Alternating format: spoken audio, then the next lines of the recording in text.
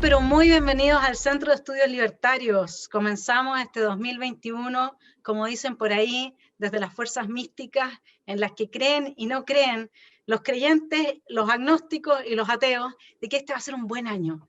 Así es que empezamos con un muy buen entrevistado que se ha tomado el tiempo que siempre dice le falta para sus niños, para darnos a nosotros una entrevista, por lo cual, y explicarnos, porque muchos se preguntan, ¿quién es Sebastián Sichel? ¿Qué significa eso de ser de centro derecha? ¿Qué pasa con su domicilio político? ¿Cómo él me convence o me persuade a mí que después no va a terminar siendo más bien un socialista democrático que un demócrata social, digamos, ¿no es cierto? Y aquí los quería introducir con una breve impresión mía de lo que fueron sus dos roles dentro del mandato de Piñera, bajo el mandato de Piñera, porque él, a los que no lo sepan, tuvo dos cargos, que creo que no sean muchos los que no lo saben, pero uno siempre tiene que contar con eso, ¿no es cierto? Fue ministro de Desarrollo Social y Familia y presidente del Banco Estado. Y curiosamente, cuando uno estudia en profundidad el modelo económico aplicado durante los gobiernos de la concertación, de esa antigua concertación que muchos añoramos, que era capaz de apreciar la tecnocracia y al mismo tiempo de tener un sentido social.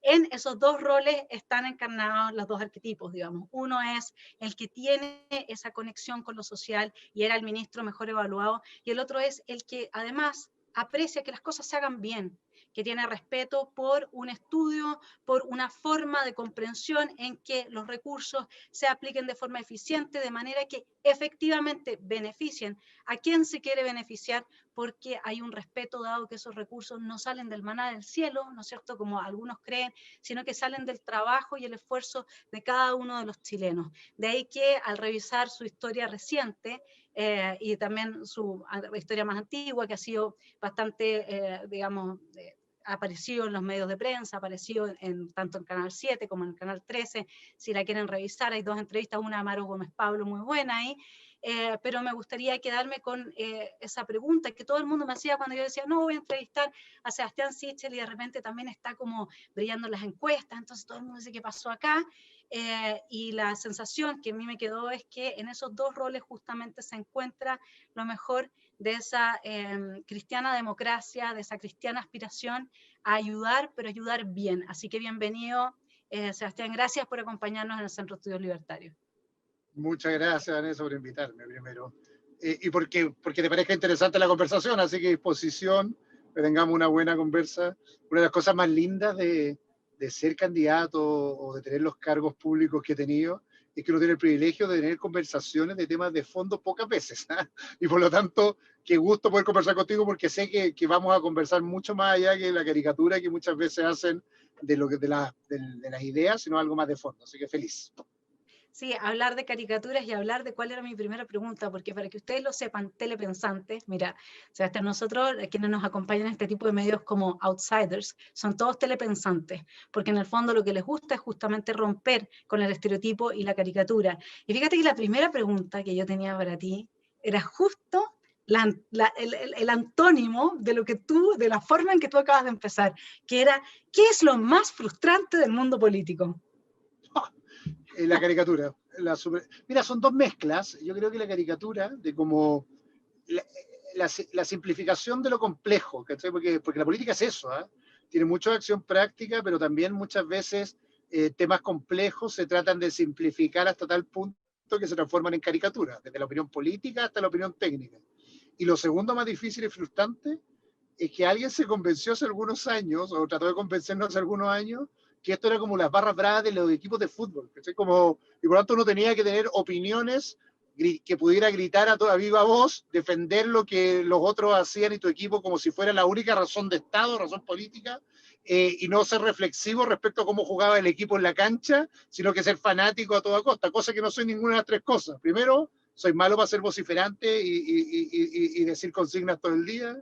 Lo segundo, soy malo para ser fanático per se de un equipo.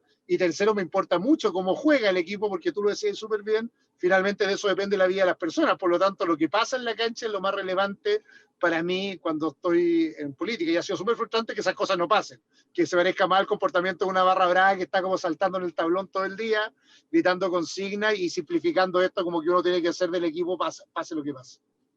Sí, lo que pasa es que eso que está planteado de esa manera responde tanto de forma consciente como inconsciente, dependiendo de qué tan inteligente sea el político que en ese momento está actuando ese rol, al hecho antropológico de que nosotros estamos formados más para ver lo malo por un tema defensivo, que para ver lo bueno.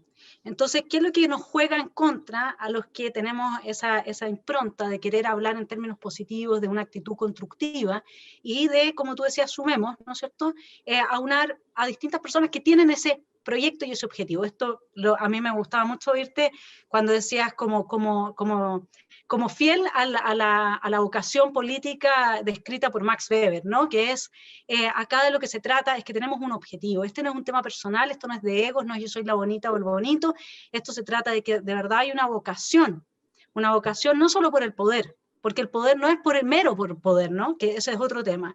Entonces, tenemos quienes queremos situar la política y llegar a ese 50% de chilenos que no fue a votar para el plebiscito, y al otro tanto que está tan decepcionado, que solamente un 3% apoya la labor legislativa, que nosotros quisiéramos llegar con esa otra impronta, ¿no? Y resulta que pareciera que está en contra tanto ese anhelo del poder por el poder que te lleva a hacer cualquier ridículo, que en la política el espectáculo es muy premiado, y en eso no estás tú, en eso son pocos los que no están, y después está el otro que es la configuración psíquica del ser humano, que es que efectivamente es más sensible a lo malo que a lo bueno, es más sensible a la crítica y a esa forma que dices tú de caricaturizar y de hacer una economía del pensamiento, ¿no? Porque es más fácil, porque el pensamiento maniqueo, este es el bueno y este es el malo, es lo que a mí me deja tranquilo y me sirve para dormir después, porque si no me dejáis pensando. Entonces no sé cómo tú ves esto, porque tú te enfrentas necesariamente a esto todos los días.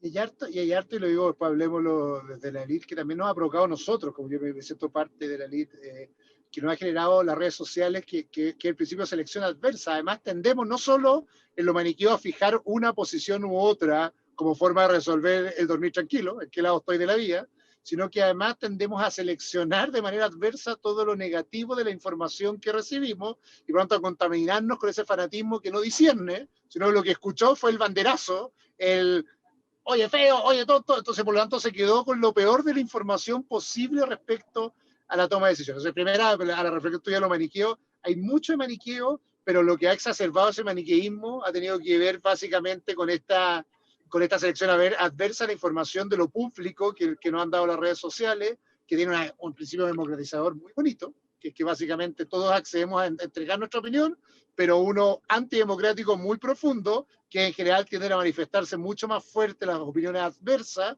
que los comentarios que te orientan en la toma de decisiones. Y ahí estamos muy confundidos. O sea, digo aquí como parte de la élite, porque confundimos la opinión pública con los grupos de interés que se manifiestan a través de estas cadenas de valor, o sea, de estas cadenas de información, y no hemos tenido la capacidad de discernir qué es mejor o peor para el chileno que está esperando que en esta toma de decisiones resolvamos su problema y no A, la posición binaria en que vivimos, o B, lo que seleccionamos negativo, que era lo que creíamos que había que resolver. Y ahí hemos creado una brecha gigante con el ciudadano, con las personas, porque básicamente sienten que vivimos en un planeta especial, que es binario y que además solo se contamina con la información que selecciona de manera negativa. Y creo que es un desafío bien grande la política, cuando tú decías hay un 50% que no, hay un 97% que rechaza, porque obviamente parece como ese libro manío que es de Marte mientras las personas son de Venus. Habla de temas y conversa de agendas que no tienen que ver con la cotidianidad de las personas y por lo tanto parece fanatizada, pero como si uno fuera fanático de lo que le gusta el fútbol, de Ferro Badminton versus Fernández Vial, de unos partidos que ya nadie juega ni nadie le importan mucho. Yo creo que ahí tenemos una brecha de acercamiento respecto a lo que le importa a las personas, que nos está haciendo muy mal y mucho daño en la discusión política. Claro, y uno podría decir que esto tiene efectos políticos mayores y culturales profundos. Todo el mundo ha tratado de hacer una interpretación, ¿no es cierto? Y tú bien decías acá, hay una patudez intelectual tremenda. Estas son palabras de Sebastián que yo encontré que Sí. tal cual como lo estaba diciendo. O sea, pocas personas lo han dicho con esa honestidad. Aquí hay una patudez intelectual tremenda al decir la gente salió a la calle por lo que yo creo que la gente salió a la calle, por lo que yo quiero que sea, ¿no es cierto?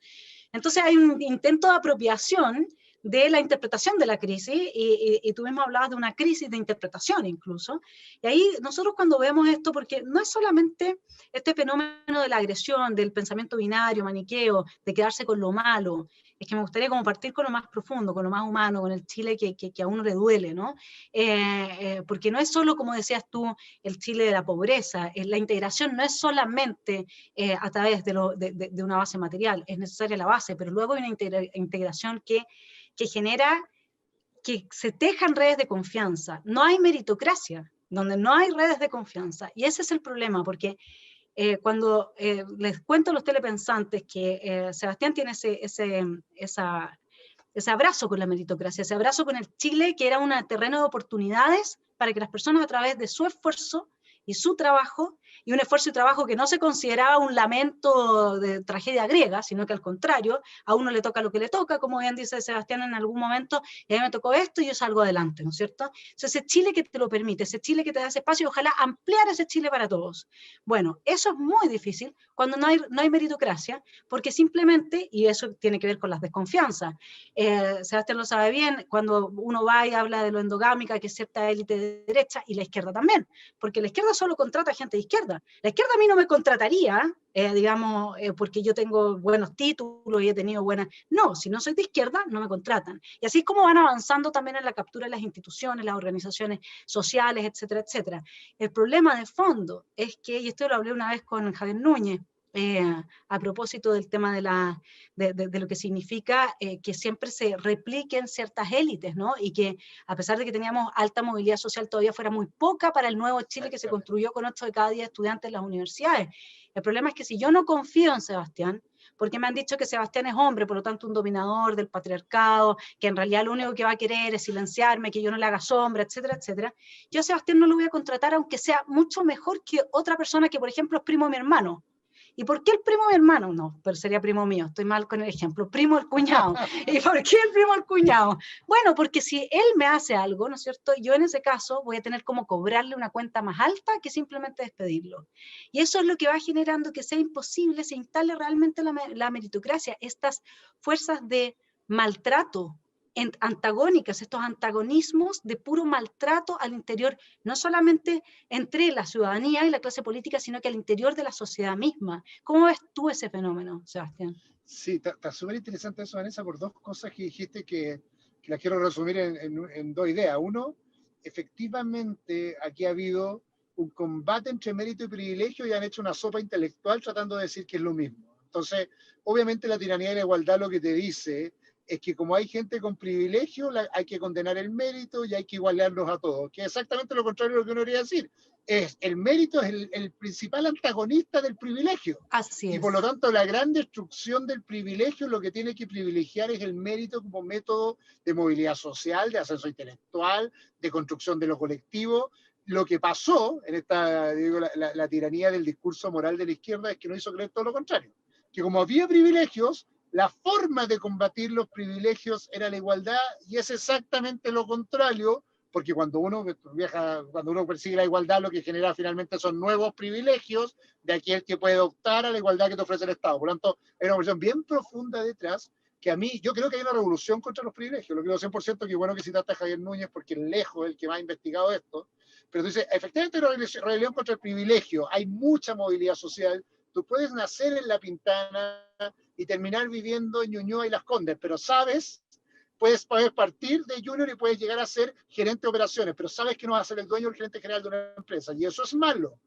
Pero para combatir eso, tu problema no es igualar a que todos seamos junior, sino que cada uno con su esfuerzo pueda llegar en la cadena completa de desarrollo personal y desarrollar su propio proyecto de vida individualmente asociado al esfuerzo que le pusiste en el camino. El problema es que después de esta rebelión contra los privilegios o la crisis de lo muy fuerte que pasó en octubre, hubo una interpretación patúa, lo dijiste patúa, de alguien que dijo, no, aquí esta rebelión lo que dice es que en realidad quieren construir una sociedad igualita a lo que yo decía. Es el modelo la crisis, es el mérito lo que está en cuestión, es la idea simplemente de que las personas, la construcción del Estado garantista, lo que tenemos que hacer. Por lo tanto, hay básicamente una patudez intelectual, porque a lo natural, que es el diagnóstico de que efectivamente hay un problema con el privilegio, con los ingresos y otras cosas que podemos debatir, hubo una solución como oportunista de terceros que dijeron en la mejor forma de combatirla es exactamente lo contrario de lo que quería hacer la forma. Y yo tengo una convicción. O sea, la verdadera rebelión que tenemos que construir en lo político son varias cosas. Lo primero, la defensa de la libertad total. ¿Por qué? Porque eso te permite desarrollar tu propio proyecto de vida. Segundo, el esfuerzo como forma de movilidad total en el proyecto de vida. Tercero, que efectivamente hay que avanzar en la igualación de esfuerzo. Efectivamente, que el mérito sea acompañado de que el esfuerzo sea más o menos similar en aquellos que quieren hacer el esfuerzo. Y tercero, y quizás lo más increíble de todo esto, es que en realidad tenemos que abocarnos a la solución del problema y no al implementador de la solución, que ya es la patudez final, cuando Atria otro termina diciendo, mira, en realidad lo que necesitamos es un Estado que resuelva el problema, un Estado que homologue, un Estado que garantice, cuando al revés lo que tenemos que decir, en realidad lo que tenemos que solucionar el problema de base es que el mérito debe ser la principal espada para la derrota del privilegio, y que el Estado lo que tiene que hacer más bien es romper las cadenas de privilegio para desatar la libertad individual y no contraerla a través de una tiranía del igualitarismo en general. Bueno, ahí tú hiciste en algún momento una declaración que a mí como libertaria me pareció realmente en la línea de los libertarios. Dijiste, en Chile... Dijiste, en Chile el Estado es el principal enemigo de la gente, y citabas, por ejemplo, todo el tema de las colas, cómo no han cambiado, las colas en los consultorios, etc.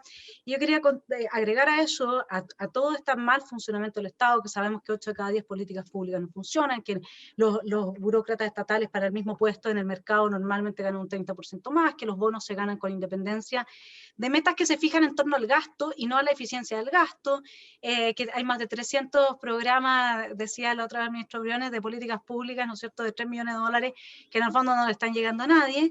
Pero fíjate que a mí, a propósito, cuando se habla de malestar, ¿no?, que a uno se le aprieta la garganta porque uno dice, si yo me dediqué la semana pasada a estudiar en qué estaba Chile en agosto y septiembre de 2018, ¿ya? ¿Cuáles eran los temas que estaban como sobre la agenda, además de la acusación constitucional contra Cubillo y todo?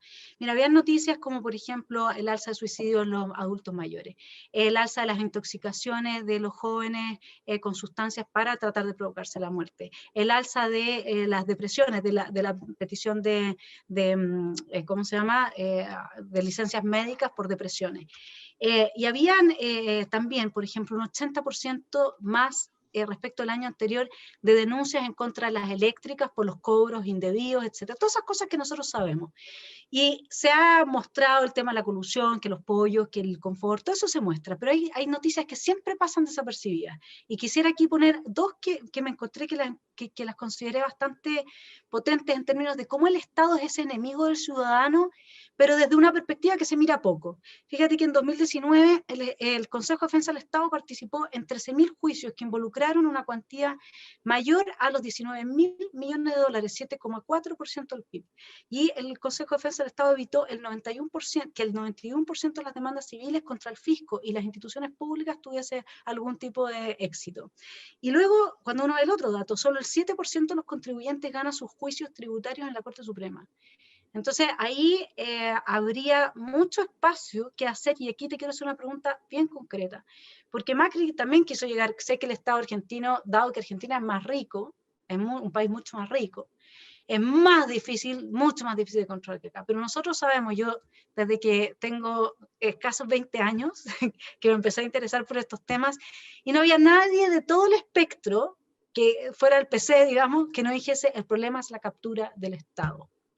¿Cómo se hacen reformas con un Estado capturado por esos grupos de interés a los que tú estás haciendo siempre como un poco alusión, ¿no? Y que ejercen una fuerza tan grande que viven a costa de las mayorías y tienen un poder coercitivo de llegar y cerrarte los puertos, de llegar y pararte el servicio, qué sé yo, cualquiera de los servicios públicos, etcétera. ¿Cómo podría hacerse una cosa así? ¿Se te ocurre?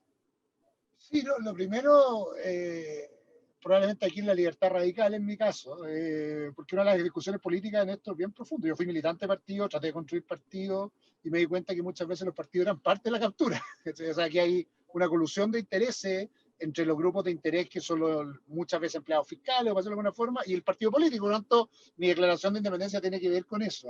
Sería fácil Mira. para mí si soy candidato, firmar una ficha, capaz que sería mucho más fácil para mí, pero si ojo, que tengo que tener la libertad para que el interés público lo pueda defender más allá de los grupos de interés. Muchas veces eso tiene que ver con chocar con los partidos. Y me pasó, o sea, me pasó la experiencia corta en el mediano plazo. A veces partidos de gobierno eran parte de los que estaban en la pelea de las asociaciones y por lo tanto y muchos de los funcionarios que tenían que pedirle otro rendimiento eran que habían entrado por una cuota política, entonces se te generaba un problema.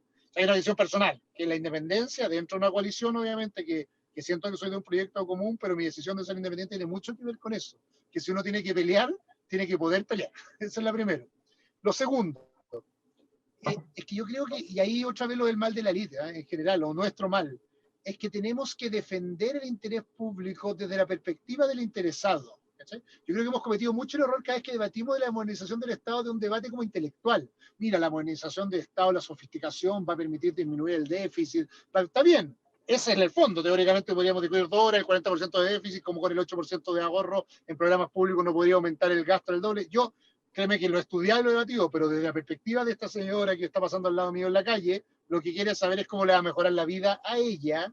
Lo tenemos que demostrar cómo el mal gasto por el programa de los ajuares hace que una persona que reciba 3 mismos ajuares cuando tiene 3 hijos, en vez de poder recibir un monto de plata en su bolsillo que le permita comprar la alimentación, ocurre porque hay una mala política pública, una burocracia estatal excesiva que prefiere tener muchos funcionarios comprando ajuares que más transferencias directas al bolsillo. Por lo tanto, de alguna forma, hay un problema comunicacional político súper importante, Vanessa, que alguna vez tenemos que ponernos al otro lado del mesón y saber cómo interpretar la discusión de la persona que está al otro lado desde la decisión técnica que toma. Esa es la política.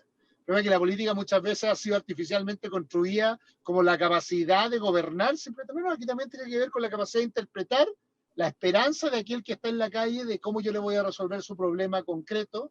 Y así como que te dije, hay una rebelión de los privilegios, hay una rebelión del living de la casa, que yo lo vi como ministro cotidianamente. La gente del living de la casa dice, hay que párenla. Usted no me arregla mi problema. Te lo digo a mí, mi experiencia personal. Yo hacía cola en el consultorio a las 4 de la mañana en Concón, y el otro día una señora me dijo, ¿sabe qué? Si no llego al registro civil antes de las 6 de la mañana, no tengo número para sacar mi carnet de identidad, que es el deber del Estado mínimo para mi reconocimiento como ciudadano del país. Claro. Yo decía, mira, han pasado 30 años desde que yo hacía esa cola en el consultorio, cambió todo, cambiaron los modelos de los autos, cambió el medio ambiente, cambió la demografía del país, y todavía la gente sigue haciendo la misma fila. ¿Por qué? Porque obviamente hay un interés atrás que cuidar para que se mantenga esa fila. Hay que ir radicalmente eso. Lo que hay que hacer, ya que dijiste Macri, un juicio desde la biología, más que de lo intelectual que lo otro, es que para esto hay que hacer 2 cosas. Primero, decirlo desde el principio. O sea, es decir, esta es mi convicción, por eso cuando me escuchaste en esa entrevista dije, el problema de Chile es el Estado. Mientras no resolvamos el problema del Estado, todo lo demás es poesía, y eso significa no más Estado, sino todo lo contrario. Significa mejor Estado y probablemente en muchos lados que no haya Estado para priorizar donde hay que priorizar la presencia del Estado. Es una convicción bien de fondo. Y lo segundo significa una voluntad política distinta de representar una generación distinta que le tiene menos miedo a la captura y tiene más voluntad de transformación y cambio, aun cuando esto signifique conflictos. Por eso en el off decíamos, a veces hay acuerdos malos, porque no, el acuerdo per se no es el objetivo. El objetivo es el living de esa casa y por lo tanto muchas veces vas a tener que pelear, aun cuando te paralicen un puerto las veces que sea necesario, pero que sea no para negociar, sino para hacer el cambio definitivo que hay que hacer. Yo quisiera preguntarte respecto de un diagnóstico más bien personal, habiendo leído la Constitución Tramposa Atria y desde un poco el proyecto que hay ahí. y toda esta propuesta que él hace de que para desmantelar una institucionalidad que está diseñada para neutralizar la voz del pueblo, lo que se requiere son fuerzas políticas que pasen bajo el radar del derecho, lo estoy citando digamos, ¿no? Entonces, cuando, claro, cuando uno entra como a mirar desde el prisma de lo que está contenido como proyecto en ese documento, uno empieza a decir, bueno, ¿y qué pasa cuando ve que hay jueces que son garantistas, que el Poder Judicial hay una parte que responde a un proyecto ideológico que ya no tiene que ver con si es que uno es eficiente o no es eficiente, ¿no es cierto?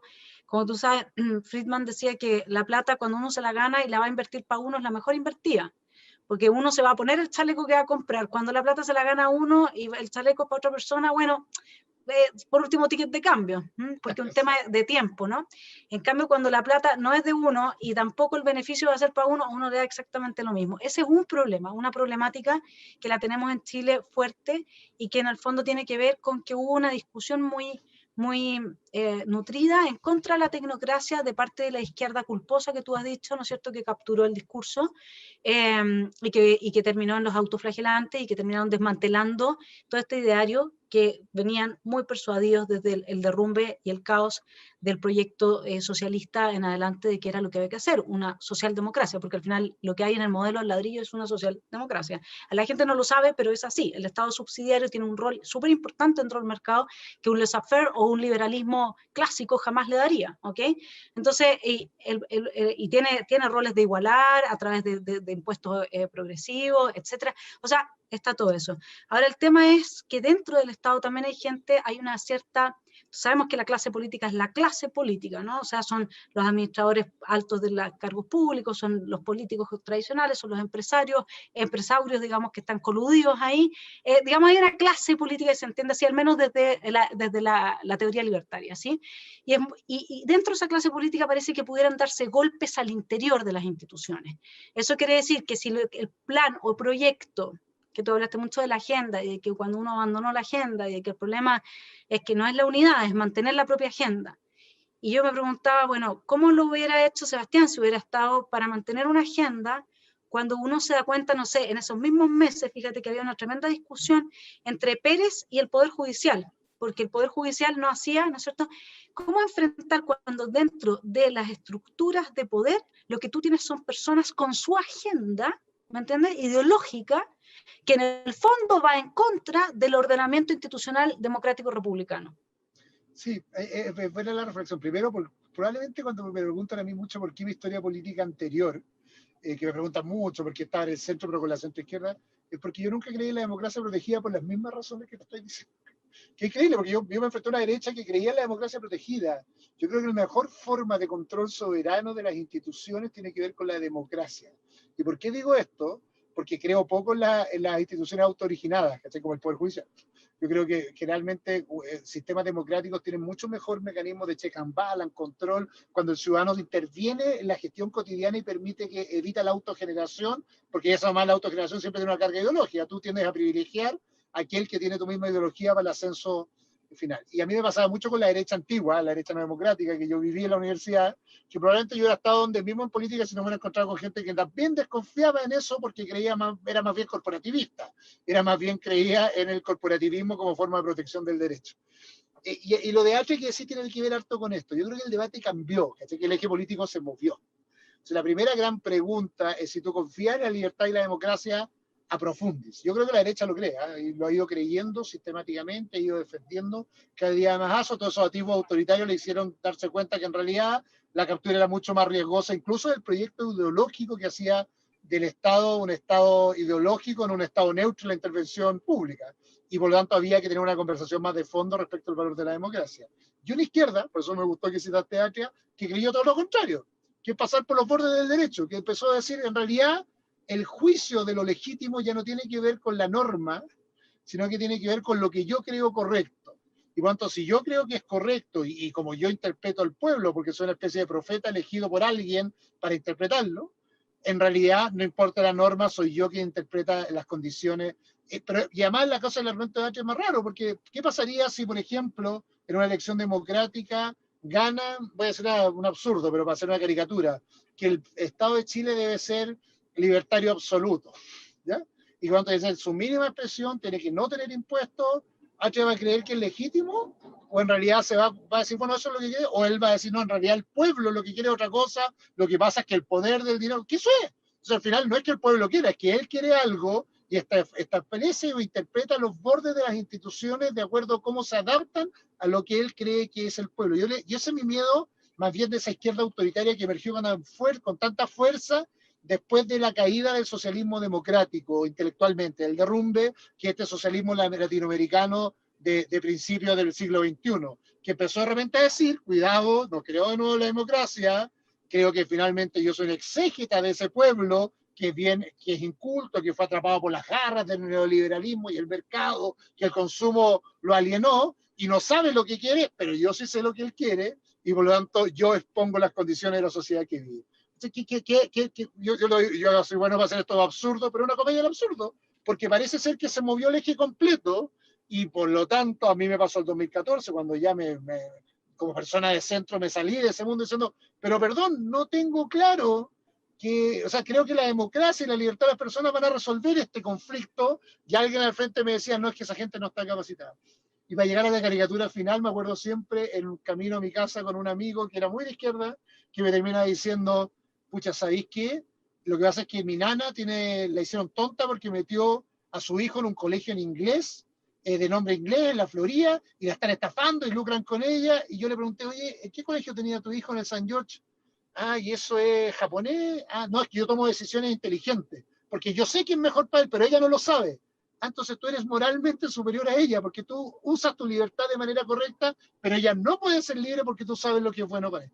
Entonces llegamos finalmente al paradigma de esta izquierda que no cree en la democracia, sino que cree mucho más en esta idea moral de que la política es una religión, que ellos representan una verdad moral, que es una interpretación de lo que es bueno para el país, y que en el fondo tienen que imponerla a toda costa, ojalá desde el borde de las instituciones y ahora, ojalá transformando las instituciones. Mi miedo en los procesos que se nos vienen es en realidad va a triunfar la libertad y la democracia o esta idea preconcebida de una moral superior que tiene que ser impuesta institucionalmente a través de los bordes institucionales que se definan. Y yo creo que ese es el verdadero debate que se nos viene en los próximos 4 años, que quiero ser candidato porque creo que ahí estamos, justo en esa cornisa, en dónde se juega el péndulo. Y yo sé que no me decís mucho la idea de la carga ideológica de los jueces. Bueno, pero esa es la pelea.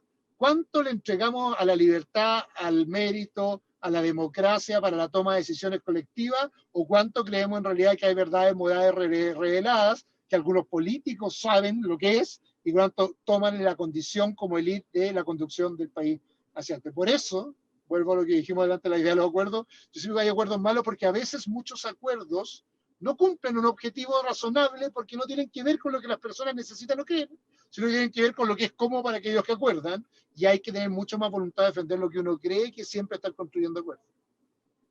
Sí, ahí a uno le nace como preguntarte al tiro si el acuerdo del 15 fue un buen acuerdo o un mal acuerdo desde esa perspectiva.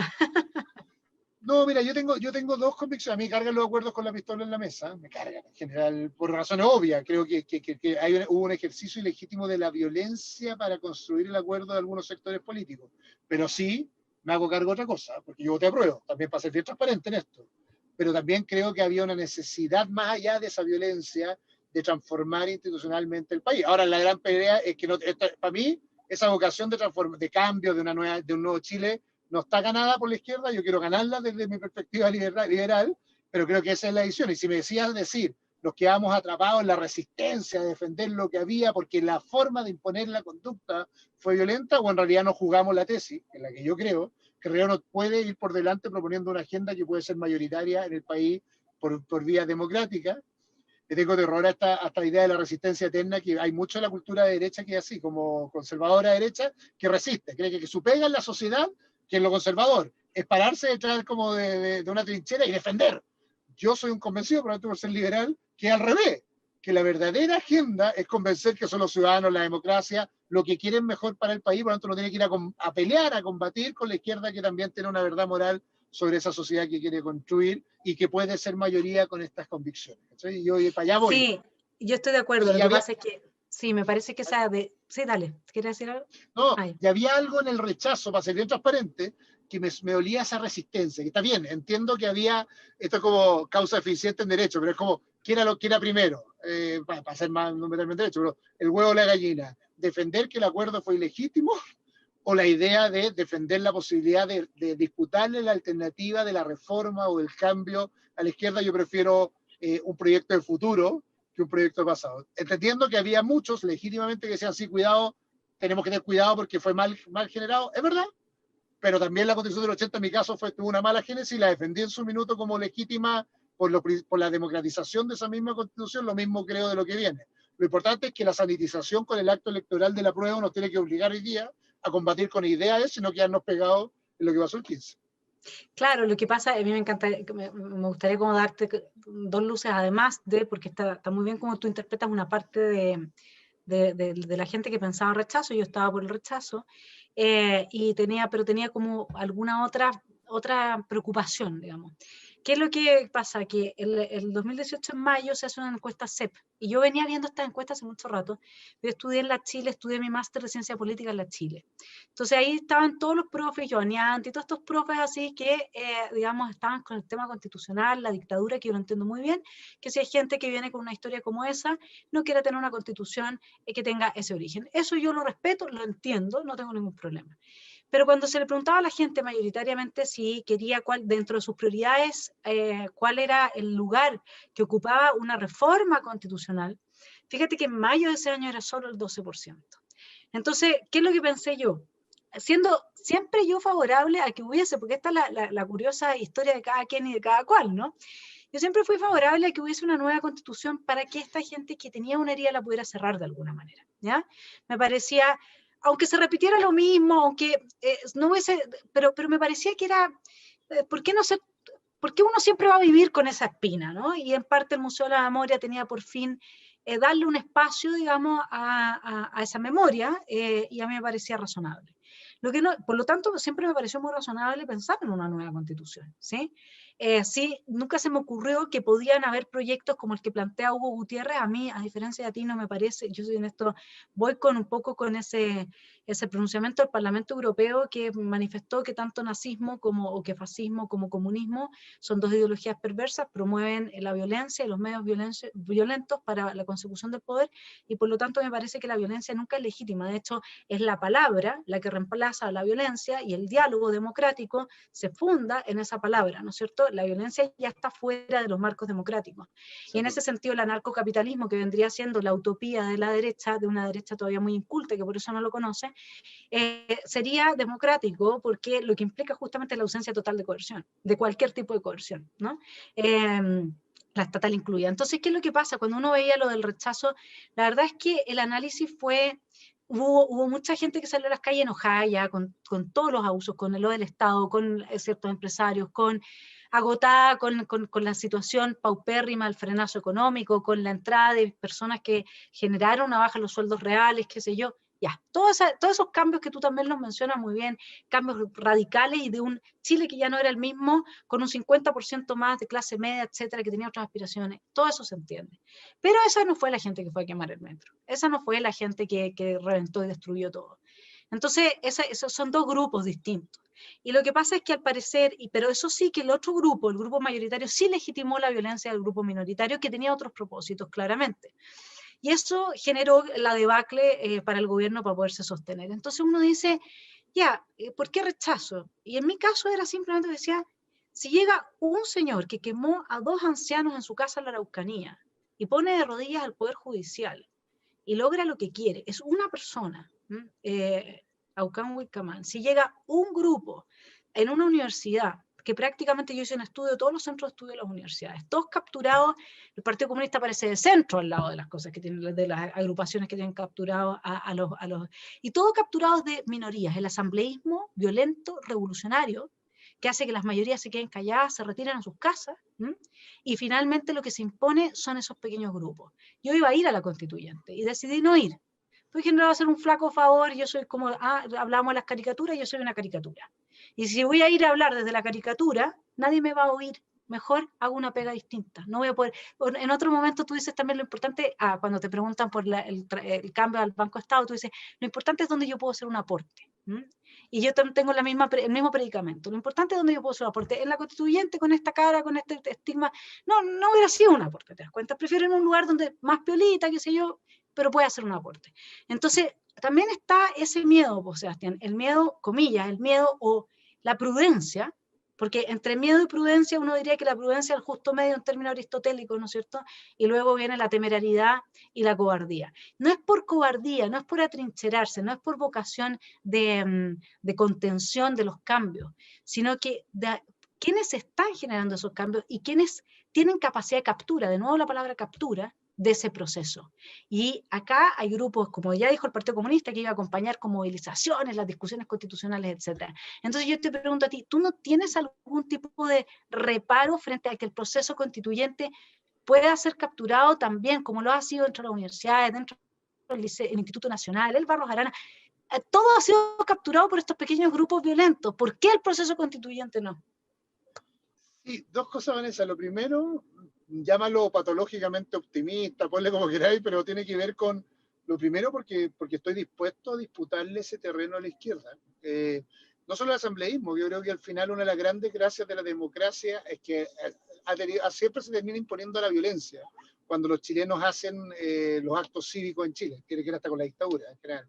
Y por lo tanto hay algo de que terminan atemorizando. No sé, te pasa lo que te pasa a ti, me pasa a mí. Yo veía en el Congreso gente que me decía, o sea, estoy 100% de acuerdo con lo que presenta este proyecto de ley, no sé qué, pero sabes que van a hacer tanto bullying que no voy a votar. Yo porque creo que es al revés, que al final logran generarnos este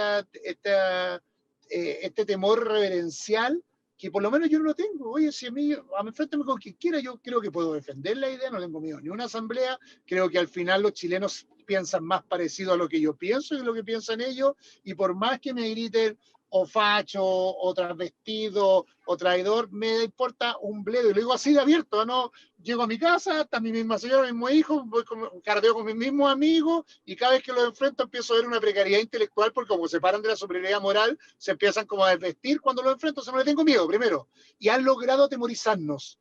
Yo creo que eso es lo primero. Segundo, que más allá, insisto, de la génesis, los chilenos se manifestaron abiertamente que quieren un cambio constitucional, pero vamos a pelearle en la disputa a la idea, porque sí creo que esa persona que está en Conchalí le hace mucho mejor las ideas que nosotros propugnamos para su desarrollo de proyecto de vida, y ella tiene conciencia. Se ha dado cuenta que sacándose la cresta sale adelante, se ha dado cuenta que el Estado es el que le está creando problemas para obtenerlo. Entonces, no parece tan difícil ganar esa voluntad.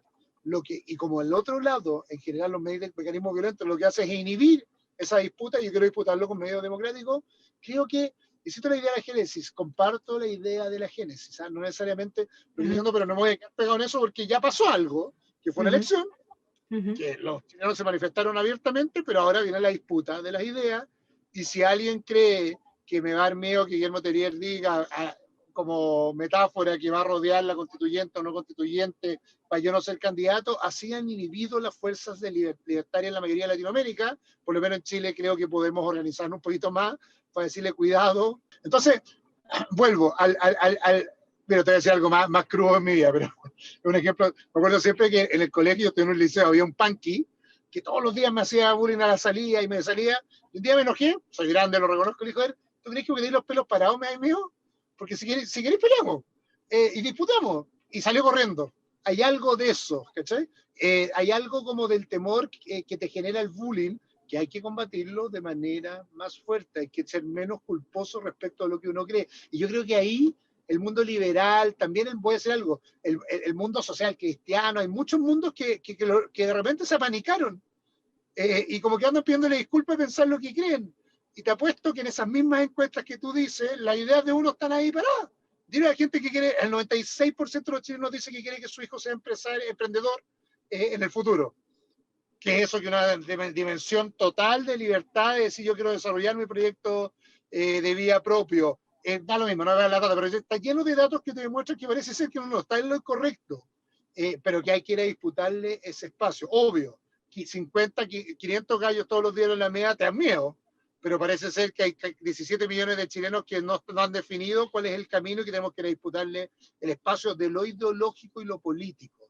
Y vuelvo al pecado original nuestro. Lo que no puedes hacer es que esto puedes vestirlo solo de vocación de administración y técnica. Mira, que lo que Claro, pasa es que claro. ellos tienen la idea correcta, pero yo vengo a Claro, administrar esto porque es necesario claro. que haya un buen... No, no, no, no, no. Yo difiero completamente que el objetivo de Chile del mediano plazo sea la igualdad total. O difiero profundamente de que el problema de Chile sea tener un Estado más grande. Difiero, debatámoslo, puede que esté en lo correcto, pero debatámoslo, tengo otras ideas respecto a las cuales quiero debatir, y no solo que quiero administrar mejor que él y hacer que el país crezca, sino que creo que la forma o la carga ideológica es distinta y tengamos debates democráticos para ver cuál de las dos se impone, pero no, vuelvo a la idea, con la superioridad Mm. moral de decir yo tengo la verdad y usted es una especie de Darth Vader que quiere el mal para el mundo y que la gente se muera de hambre y quiere lucrar y quiere que la gente sea explotada por el capital. No, no, no, perdón, no es así. Listo. Tengo otros objetivos sociales y tengo otra mirada de cómo lograr el mejor desarrollo de las personas.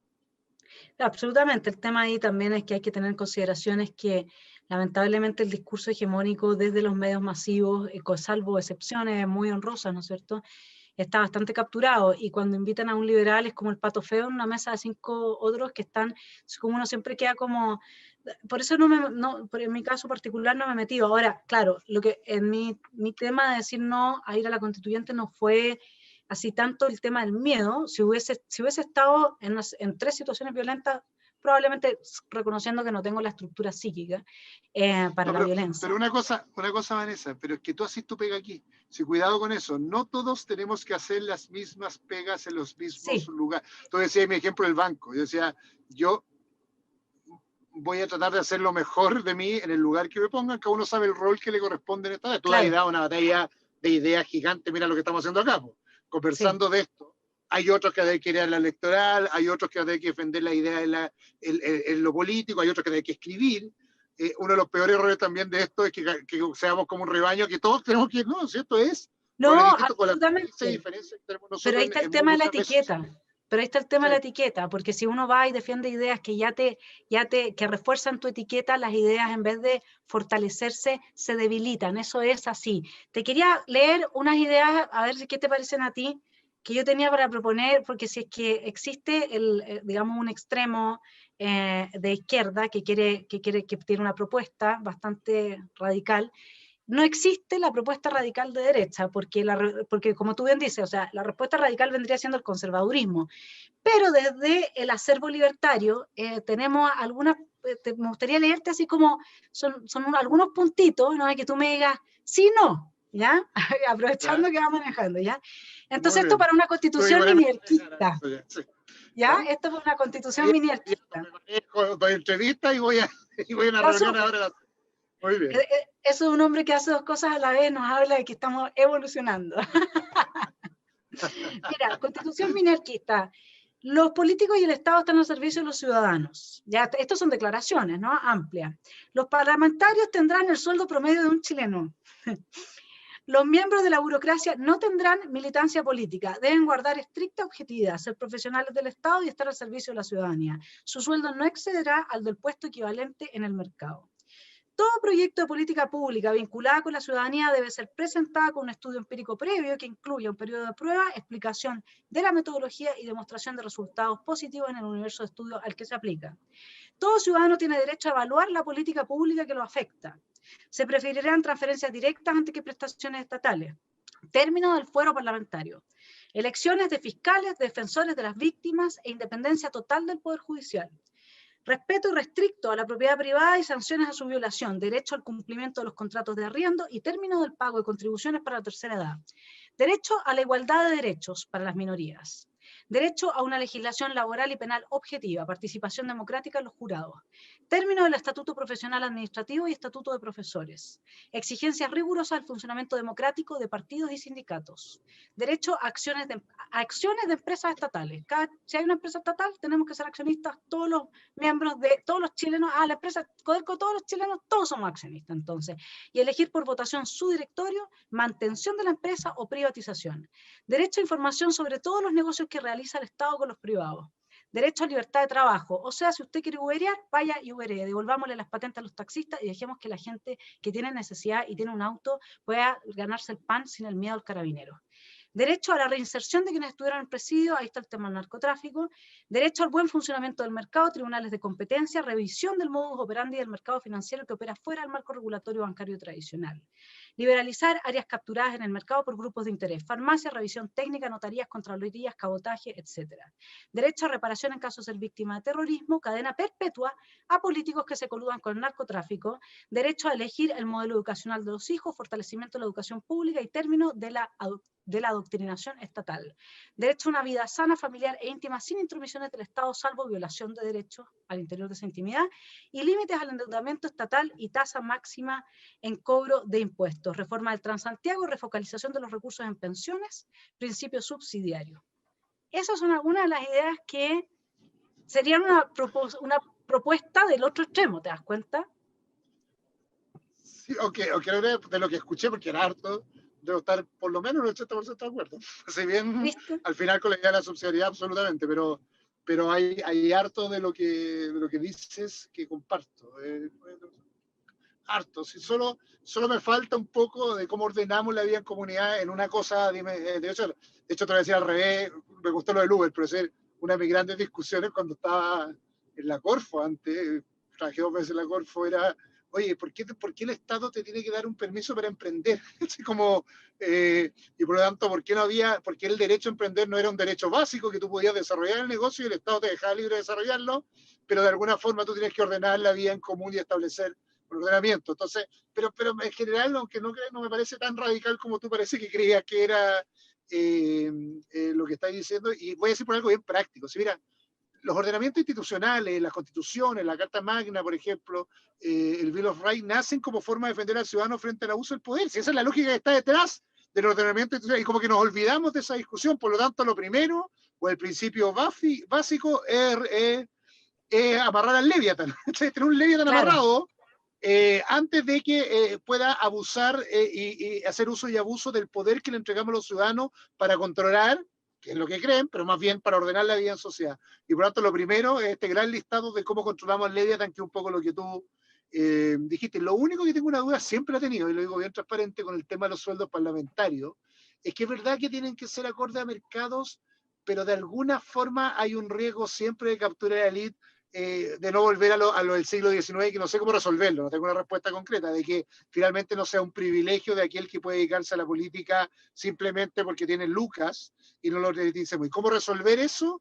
Yo soy mucho más de poner incentivos como laborales, como incentivos laborales a participación en comisión, a presentación de proyectos, a resultados exitosos, a horas destinadas, de manera de que el sueldo tenga mucho más componentes variables que fijos, de poner incentivos adecuados a que el que se saca la cresta y hace bien la pega obtenga una mejor remuneración. Es ridículo que alguien asista el 100% de la sesión hoy día o el 20% y obtiene la misma renta, o alguien que no presenta un proyecto de ley o no presenta una moción o indicación o proyecto de ley tenga los mismos ingresos que el otro. Yo creo que vamos a tener que pensar mucho más en la teoría de los incentivos para las remuneraciones públicas en general, pero particularmente legislativa, de manera que haya un incentivo al buen trabajo, pero va en la misma lógica. ¿Sí? Lo que no quiero decir es que esta remuneración acorde a mercado también puede ser un incentivo perverso para que solo la elite, o bien solo aquí, que no hay un incentivo a trabajar porque se busquen otros ingresos, sino que pongamos el incentivo al que haga la pega, que mejor. Eso. Me parece una buena idea. Te voy a hacer una última pregunta, que voy a hacer un match, a ver qué sensación tienes tú y cómo evitar que las cosas se desarrollen en una mala dirección. Otra de las cosas que salió a la luz cuando estuve revisando la prensa de agosto, septiembre, fueron 3 denuncias. Pérez, Montes y Orsini denunciando que el narcotráfico estaba financiando partidos políticos y que se había ya instalado. Todo esto nunca fue, por supuesto, nunca fue investigado. Y bueno, Maquiavelo dice que el ser humano esencialmente se corrompe, las instituciones se corrompen también. Nunca los chilenos tuvimos una respuesta a nada. En realidad no hemos tenido respuesta ni a los incendios que hubo hace 4 o 5 años atrás, ni quién hizo lo que hizo en el metro, ni qué pasa con estas denuncias. Y ahí hubo algo que me pasó cuando vi tu reportaje que te hicieron creo que sí fue el que te hizo Amaro, en que entrevistan a don Dagoberto, ¿no? Y él dice, este es un árbol que no se va a torcer. Y eso a mí me apretó la garganta, fue así como, si hay una esperanza que uno que entiende un poco el mundo político le queda poca, me voy a encontrar con un árbol que no se va a torcer, ¿no?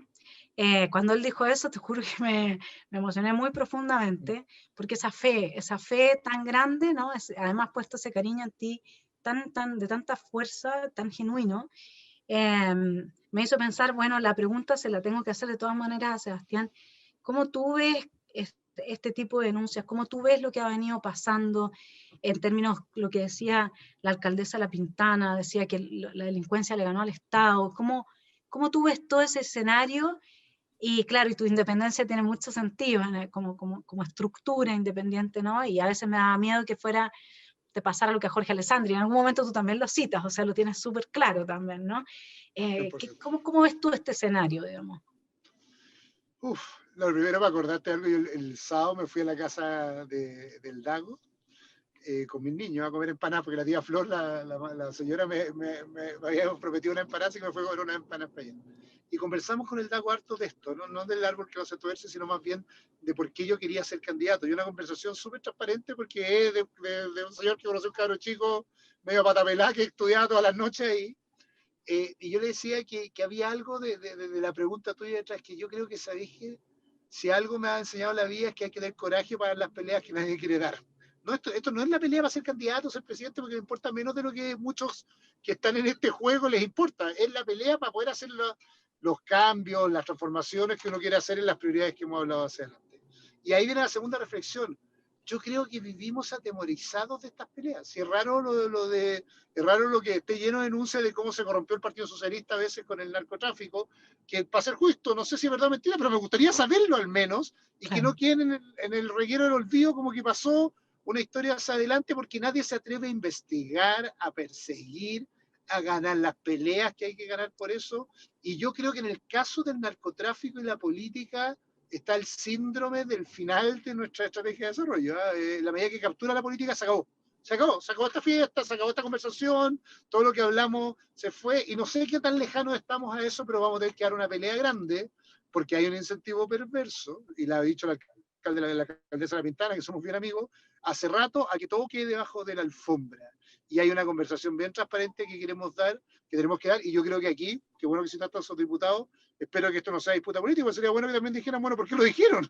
Si ya no solo las fiscales, si lo dijeron tan convencidamente, algún antecedente tendrían que tener y tendrían que ponerlo sobre la mesa, pero no anda por la vida uno repartiendo finalmente estos antecedentes hacia adelante. Y me quiero quedar pegado con algo que dijiste mucho antes, pero que no, es loco. La Constitución original tenía tribunales contenciosos administrativos, ¿te acordás? Y que nunca se crearon. Es loco que los ciudadanos no tengamos ninguna forma de defensa frente al abuso del poder del Estado. Yo, de todo lo que me dijiste de la reforma, hay algo que yo estoy pegado desde que era profe, sigo siendo profe de constituciones. Es raro que tú puedas ir de protección, que es un recurso extremo, en caso de algo, pero que no tengas cómo defenderte de que no te dieron la patente en el día que te tenían que dar, o que la Compin se demoró 2 meses pagarte la licencia, o que tengáis que hacer cola en el registro civil y que nadie pague las culpas, o que el Estado no tenga la obligación de indemnizar por culpa extracontractual. Es decir, si te dejó de proteger y te quemaron la casa, ¿cómo el Estado no tiene la obligación de indemnizar? Yo creo que hay una gran conversación de lo prioritario en el país que viene que va por ahí. Entonces yo estoy pegado con esto. El Estado tiene que ser parte de la solución y no parte del problema, y tengo un cuestionamiento bien fuerte a que muchas veces es parte del problema, y la prioridad, incluso en el orden institucional, tiene que ir por allá en la conversación que si viene. Tengo miedo a que agrandemos el Leviatán, que le quitemos las amarras, que se desate un poder estatal que nos cohíbe y nos corta nuestra propia libertad, y que además no tiene ninguna obligación de rendir cuenta, de transparencia, que lo que aspira a la burocracia. Si hay una batalla que tenemos que dar en la conversación institucional que viene, es esa, para que el árbol no se tuerza. Porque hay un orden institucional para evitar que el árbol se tuerza, pero también hay condiciones que permiten que el poder corrompa, porque hay exceso de poder en aquellos que ejercen la autoridad. Sebastián, bueno, como habrán visto los telepensantes, Sebastián no es muy dubitativo, tiene bastante claras las cosas, pero eso es por conocimiento y por estar vinculado fuertemente a la realidad. Que él nunca se ha querido desvincular, pero ese es asunto para otra entrevista, porque ya desde el Centro de Estudios Libertarios hemos abusado de su tiempo, disfrutado mucho esta conversación. Realmente creo que la clase política tal cual en sus 4 estamentos, como lo mencioné, encuentra en Sebastián la posibilidad de una unificación en torno a salir de esta crisis, sacar nuevamente al país adelante, porque justamente el carácter de independencia, de objetividad, el abrazo con lo que todos apreciamos, que es el mérito, que es el esfuerzo, que son las condiciones de libertad y un Estado eficiente, es lo que se va a necesitar para salir adelante. Los otros proyectos sabemos a dónde conducen y tenemos distintos diagnósticos, quizás en términos de que algunos somos más optimistas, otros, como yo, un poco más pesimistas, porque de verdad he visto desde dentro de la universidad, haciendo clases y todo, cómo operan estos grupos, y realmente es muy duro ver a los jóvenes acercarse y ponerse a llorar, porque ellos son de pensamiento minoritario y los revientan a palos adentro de la universidad. Es complejo, pero todo ese tema de la violencia también da para un análisis específico de cuáles son los motivos, cómo lo enfrentamos, el discurso de la lucha de clases, etcétera. Así que has invitado, Sebastián, no solamente a una nueva entrevista luego, que espero que tengas el tiempo también de darla, sino que a contar con el Centro de Estudios Libertarios para si en algún momento podemos aportar en algún granito de arena a ese sumemos. Bueno, desde mí encantada de poderte hacer un aporte de estas ideas liberales, libertarias que tengan entonces presencia en esa gran suma de voluntades para salir de la crisis y que Chile vuelva a levantar cabeza como lo ha hecho otras veces. Muchas gracias, Sebastián, desde el Centro de Estudios Libertarios, por esta entrevista. Te pasaste. Gracias. Muchas gracias, Vanessa, y la democracia le ganará a la violencia. Ese es mi gran principio de fe. ¿Ya? Abrazo, pero nos quedan varias conversas más, así que feliz. Feliz, que estés muy bien, que tengas buena Chao. semana. Chao.